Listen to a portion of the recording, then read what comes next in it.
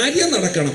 മക്കളെ മഞ്ഞ് പൊടിയുന്ന നാട്ടിലേക്ക് അയക്കണം, കുഞ്ഞുങ്ങളുടെ അവരുടെ വിവാഹം നടക്കണം, കടഭാരം മാറണം, രോഗം മാറണം. ഈ ഒരൊറ്റ ചിന്തയേ ഉള്ളൂ. അപ്പൻ ഇവർക്കൊരു പ്രശ്നമേ അല്ല. ഞാനൊരു കാര്യം പറയാം, അങ്ങനെ ഉണ്ടെങ്കിൽ ഓർത്തോണം, ഒരു മാനസാന്തരവും സംഭവിച്ചിട്ടില്ല. ഇതേ അവസ്ഥയാണ് മുടിയനായ പുത്രന്റെ ഈ പരിപാടിയും. അവൻ വീട്ടിലേക്ക് വരുന്നത് അപ്പനോടുള്ള സ്നേഹം കൊണ്ടല്ല, ഭക്ഷണത്തിന്റെ കാര്യം ശരിയാകുമല്ലോ എന്ന് വിചാരിച്ചിട്ടാണ് ഇവൻ വരുന്നത്.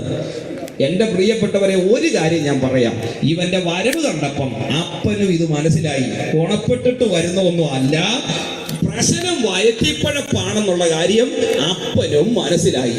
എന്നാൽ അപ്പൻ ആയതുകൊണ്ട് അപ്പൻ അങ്ങോട്ട് ഇവന്റെ വരവ് കണ്ടപ്പം ഓടിച്ചെന്ന് അവനെ അങ്ങ് കെട്ടിപ്പിടിച്ചു.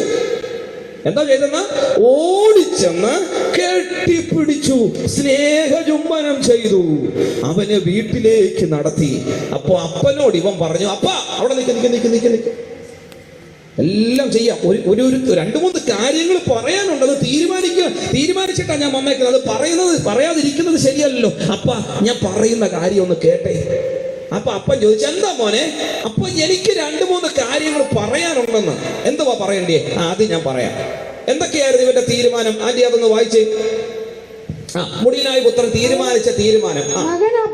മകൻ അവനോട് അല്ല തീരുമാനം. ആദ്യം അവൻ പന്നിയുടെ കുഴിമാടത്തിലിരുന്ന പന്നി കഴിക്കുന്ന ആ ഒരു ഭക്ഷണത്തിന്റെ ആഗ്രഹം പോലും അവന് വന്നിട്ട് കിട്ടാതിരുന്നപ്പോൾ അവൻ കുറച്ച് തീരുമാനം എടുത്തു. അപ്പോൾ സുബോധം വന്നിട്ട് അവൻ, എന്റെ അപ്പന്റെ എത്ര കൂലിക്കാർ ഭക്ഷണം കഴിച്ച് ശേഷിപ്പിക്കുന്നു, ഞാനോ വിശപ്പ് കൊണ്ട് നശിച്ചു പോകുന്നു. ഞാൻ എഴുന്നേറ്റ് അപ്പന്റെ അടുക്കൽ ചെന്ന് അവനോട്, അപ്പ ഞാൻ സ്വർഗത്തോടും നിന്നോടും പാപം ചെയ്തിരിക്കുന്നു, ഇനി നിന്റെ മകൻ എന്ന പേരിന് ഞാൻ യോഗ്യനല്ല. എത്ര കാര്യം അവൻ തീരുമാനിച്ചു?